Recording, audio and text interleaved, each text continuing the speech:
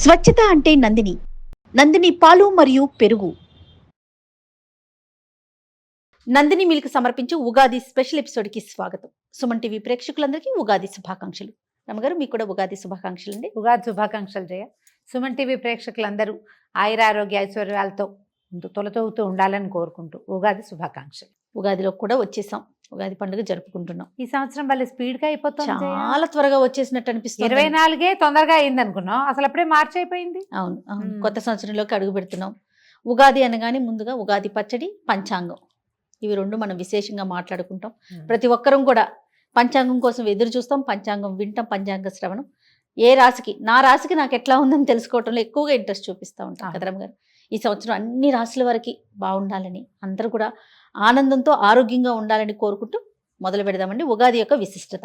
సంవత్సర ఆరంభం మామూలుగా మన కాలగణనం నెలల్లో ఇన్ని రోజులు 2 పక్షాలని, ఇవి ఇన్ని నెలల్లోనూ 2 నెలలు ఒక్కొక్క ఋతువని, ఈ ఋతువుల లైను ఇది లెక్కగా నడుస్తుంది. ఈ మధ్యలో మనకి ఉత్తరాయణ దక్షిణాయనాలు, ఇది ఒక లెక్క కదా. అవును.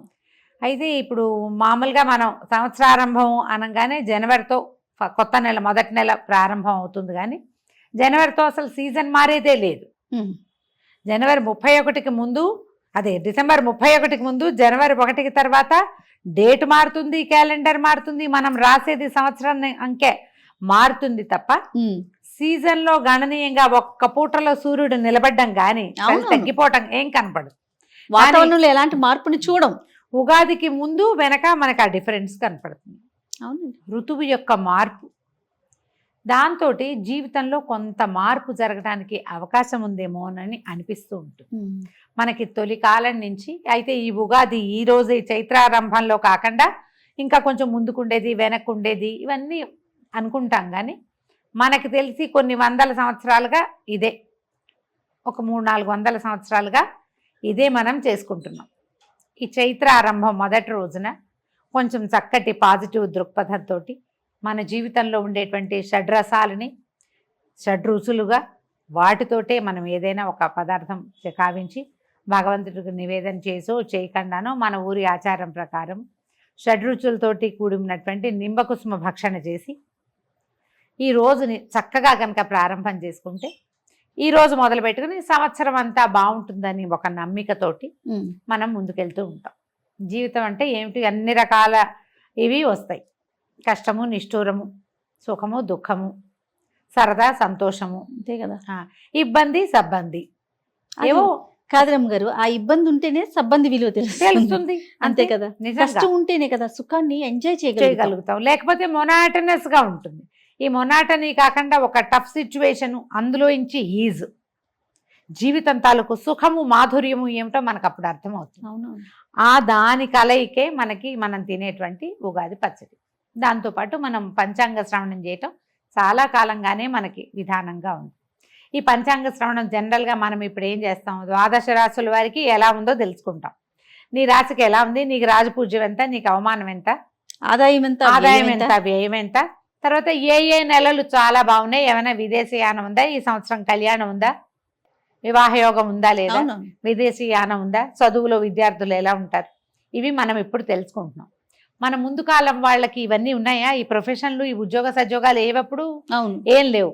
అప్పుడు ఏం చేసేవాళ్ళు, అప్పుడు ఏం తెలుసుకునేవాళ్ళు, వర్షాలు, ఋతువులు ఎలా ఉండబోతాయి, పంటలు ఎట్లా, చీడపీడలు ఏ రకంగా ఉంటాయి, ఏ కార్తెలు ఏ రకంగా వస్తాయి, కార్తెల్ని బట్టి విత్తనాలు విత్తే పద్ధతి మనం తెలుగు వాళ్ళు అలాగే ఫాలో అవుతారు.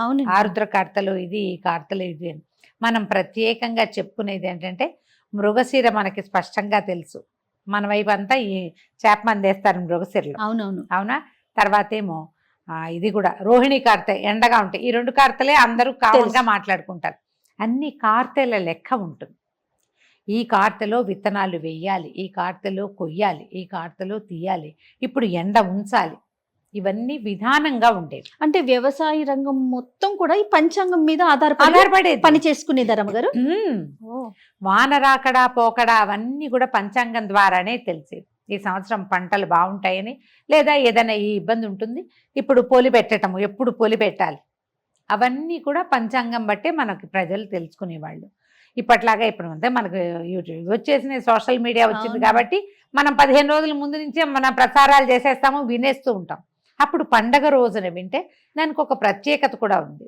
ఏ రోజునైతే మనకి ఉగాది ప్రారంభం అవుతుందో అంటే ఈ ఉగాది ఉషస్సు వచ్చే చైత్రమాసపు శుద్ధపాడ్యమి రోజునే, పండగ రోజునే కనుక మనం ఈ పంచాంగ శ్రవణం చేస్తే అది వినడం వల్ల భక్తి శ్రద్ధలతోటి దాని యందు ఆస్థతోటి వినటం వల్ల మన కర్మలు కొంచెం క్షయమవుతాయని కూడా మనం నమ్మేవాళ్ళు. ఓహో. ఏదైనా దురదృష్టకర సంఘటనలు జరిగే అవకాశం ఉందనుకో దాని ఇంపాక్ట్ తగ్గుతుంది. అందుకని పసిపిల్ల బాలాది ప్రతి వాళ్ళు ఉగాది పంచాంగ శ్రవణం చేసేవాళ్ళు. ఊళ్ళో చిన్న చిన్న ఊళ్ళల్లో అయితే ఓ గురువుగారు మాస్టారు, ఓ తెలుగు మాస్టారు, లేకపోతే ఆ ఊరి పురోహితుడు, ఆ గుడి పూజారి గారు ఎవరైనా నలుగురిని చేర్చి ఒక రచ్చబండ దగ్గర ఓ దేవాలయంలోనూ ఎక్కడో చోట ఉగాది పంచాంగ శ్రవణం చేసేవాళ్ళు. పురాతనమైన విధానం. మెల్లిగా ఊళ్ళు పెద్దవైనాయి, ఊళ్ళల్లో గురుగారులు మాస్టర్లు ఉపాధ్యాయులు ఎవరిదాని వాళ్ళు వెళ్ళిపోతారు, ఎవరు ఉండరు, పుస్తకాలు వచ్చాయి, మన పంచాంగం మనమే చదువుకోవటం. సోషల్ మీడియా వచ్చాక ఏముంది, ఆ 7-8 మంది గురువుగారులు ఎవరి మొహం నచ్చితే వాళ్ళది మనం వినొచ్చు చక్కగా. అంతే. పండగ రోజున వినడం మంచిది. ఓకే. పంచాంగ శ్రవణం ముఖతః వినే అవకాశం ఉంటే మరీ మంచిది, మీకు అవకాశం ఉంటే కనుక.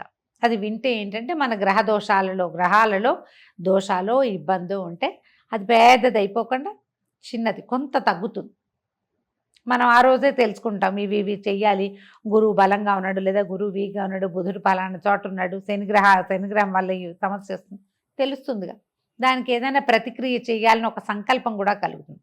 జనరల్గా పండగ రోజున ఏదైనా సంకల్పం చేస్తే ఆ పని జరుగుతూ ఉంటుంది. అందుకని ఉగాది పండగ రోజున కొట్లాటలు గొడవలు పెట్టుకోకండి, పొట్లాడుకోవద్దు, ప్రతిదాన్ని చిలికి గాలివాన చేసుకోవద్దు. సంవత్సరానికి మొదటి రోజు ఈ రోజు బాగుంటే సంవత్సరం అంతా బాగుంటుందనే నమ్మకంతో ఉండండి. బాగుంటుంది అని నేను చెప్పట్లేదు, నమ్మకం మీరు నమ్మాలి అది. అందుకని ఇవాళ ప్రశాంతంగా ఉందాం, ఇవాళ చక్కగా మంచిగా వండుకుని తిందాం, నలుగురు స్నేహితుల్ని కలుద్దాం, నలుగురు చుట్టాలతో పెద్దవాళ్ళతో తాత మా అమ్మ మేనత్త వాళ్ళతోటి ఫోన్లలో అయినా 4 మంచి మాటలు మాట్లాడదాం, అమ్మా నాన్న కొంచెం సేవించుకుందాం, కాస్త ఏదైనా చదువుకుందాం, ఏదైనా కొత్తది నేర్చుకుందాం. ఏదైనా చదువుకోదలుచుకుంటే ఈ రోజున స్టార్ట్ చేసుకోవచ్చు. నేను కూడా యోగ వాసిష్టం మొదలు పెట్టాలనుకుంటున్నా, పుస్తకం తీసి పెట్టాం కానీ ఇంకా స్టార్ట్ చేయలే. ఉగాది నుండా దాంతోపాటు సౌభాగ్య భాస్కరం, ఆ 2 పుస్తకాలు ఉగాది నాడే స్టార్ట్ చేయాలని పుస్తకాలు రెడీగా పెట్టాయి. ఊరికే అప్పుడప్పుడు పేజీలు తిరగేసినా కానీ సాంగంగా మొదటి నుంచి స్టార్ట్ చేయాలి. ఏ కొత్త పుస్తకమైనా చదువుకోవచ్చు. మీ ఆలోచన ప్రకారం చేయండి. ఏదైనా మ్యూజిక్ ఇన్స్ట్రుమెంట్స్ నేర్చుకోదలుచుకున్న వాళ్ళు, కొత్త కోర్సుల్లో చేరదలుచుకున్న వాళ్ళు, వీళ్ళందరూ కూడా ఈ రోజున మొదలు పెట్టుకోవచ్చు. రోజు మంచిది కాబట్టి ఇట్లా స్టార్ట్ చేసుకోవచ్చు. మనం షడ్రుచులు అని చెప్పేటువంటి ఉప్పు పులుపు తీపి కారం చేదు వగరు ఈ 6 రుచులతో కూడినటువంటి ఉగాది పచ్చడిని తీసుకోండి పొద్దున్నే. మీ ఊళ్ళల్లో మీ ఇళ్లలో ఎలాంటి పద్ధతి ప్రకారం ఈ పచ్చడి చేస్తారు ఆ రకంగా తీసుకోండి. పొద్దున్నే లేవగానే అభ్యంగనం చేయండి. సొంతంగా అభ్యంగనం చేస్తే మంచిది. ఇంట్లో ఎవరైనా పెద్దవాళ్ళు నుండి మన నెత్తి మీద నూనె పెట్టి కాస్త మొహాన ఒక కుంకుమ బొట్టు పెట్టి నెత్తి మీద నూనె పెట్టి ఓ హార తెచ్చి స్నానం చేయిస్తే పిల్లలకి పెద్దవాళ్ళకి కూడా, ఇప్పుడు మీ వయసు వాళ్ళకైనా అమ్మలు ఇంట్లో ఉంటే అమ్మలు ఉన్న వాళ్ళు అదృష్టవంతులు కదా, వాళ్ళతో ఏదైనా ఒక 2 అక్షింతలు వేయించుకుని స్నానం చేసి సంవత్సరం అంతా బాగుంటుంది. అదొక పద్ధతి. మీరు కావాలంటే అలాంటి పద్ధతిని అలవాటు చేసుకోవచ్చు. మేము పిల్లలు పుట్టినరోజులు ఖచ్చితంగా చేస్తాం జయ. బొట్టు పెట్టడం, నెత్తికి నూనె పెట్టడం, పండగ రోజు కూడా బొట్టు పెట్టడం, కాస్త నెత్తికి నూనె పెట్టి 4 అక్షింతలు వేస్తే మంచిది, శుభం కదా. పూజ చేసుకోవటము, దేవతార్చన ఏదైనా మన ఇంట్లో అలవాటు ఉంటే ప్రార్థించే పద్ధతి ఏది ఉంటే ఆ ప్రార్థనా విధానాన్ని అవలంబించటము, ఎవరికైనా ఏమైనా చేసి పెట్టడము. ఈ కొన్ని చోట్ల ఏంటంటే అమ్మవారికి నివేదనలు చేసే విధానం కనపడుతుంది. ఈ గోదావరి జిల్లాలు ఆ వైపు, తర్వాత ఏమో శ్రీకాకుళం జిల్లా ఇటు మన ఇటువైపు ఉత్తరాంధ్ర వైపు కూడా అమ్మవారికి ఉపారాలు ఎత్తటం అంటారు. ఉపారము అంటే ఉపాహారం అన్నమాట, బహుశా ఉపారాలు ఎత్తటం అనే అంటారు. మా అత్తవారింట్లో ఏం చేస్తారంటే అమ్మవారి నివేదనని చేస్తారు ప్రత్యేకంగా. ఇక్కడ కూడా ఉంటాయి అట్లా కొన్ని ప్రాంతాల్లో. ఏంటంటే ఇప్పుడు గంగానమ్మకి అవి పెడతారు చూడు, అమ్మకి పెట్టుకుంటారు. అట్లా పండగ రోజున అమ్మవారికి పెట్టే విధానం కనపడుతుంది. ఇప్పుడు ఏంటంటే మనకి ఇది సీజన్ మారుతుందా, ఈ వేపపూత కాలంలోనూ అప్పుడు స్కిన్ ప్రాబ్లమ్స్ వస్తాయి, అనారోగ్యాలు వచ్చే కాలం ఇది. అవును, వేపపూత అంటారు ఇంకే అట్లమ్మ అలాంటివి వస్తాయి. అందుకని ఈ అమ్మవారికి ఏదైనా బోనం ఎత్తటం అలాంటివి చేస్తారు. మేము ఈ పద్ధతులు మీకు అలాంటివి ఉంటే చేయండి. ఒకవేళ లేదు మేము చేయదలుచుకున్నామంటే చాలా సింపుల్ మెథడ్. మామూలు మనం వంట చేసుకోవడం పప్పు, కూర, పులుసు 4 పదార్థాలు వండుకోవటం. తర్వాత పాయసము, పులిహార, గారెలు, బూర్లు, పొంగు బూర్లు, ఇవి 5 రకాలు.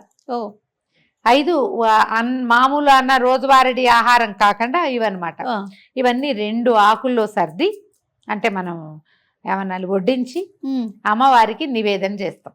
ఓహో, ఈ అమ్మకు కూడా మన రోజువారీ దేవతార్చన దగ్గర కాకుండా కొంతమంది అక్కడ చేసుకుంటారు.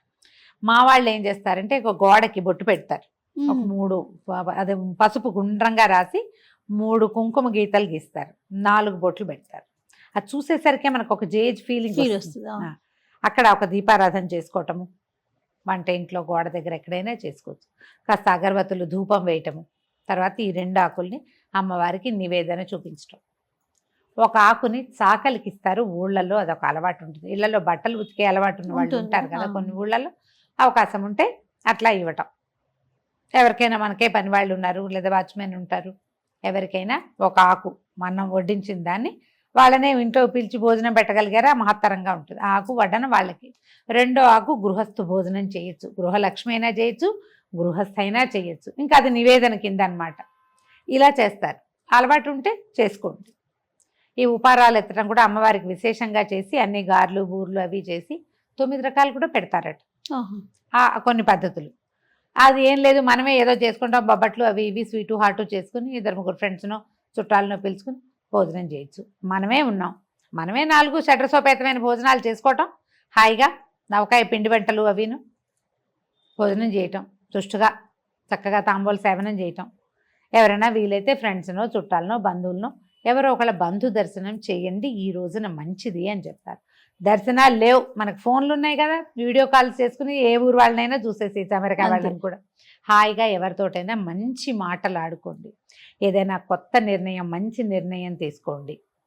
సరి అయిన ఆలోచన విధానాన్ని అవలంబిస్తూ ఈ ఉగాది పండుగని చక్కగా ముందుకు తీసుకెళ్దాం. మరొకసారి ఉగాది శుభాకాంక్షలు రమ్మగారు. మీకు కూడా మరొకసారి ఉగాది శుభాకాంక్షలు.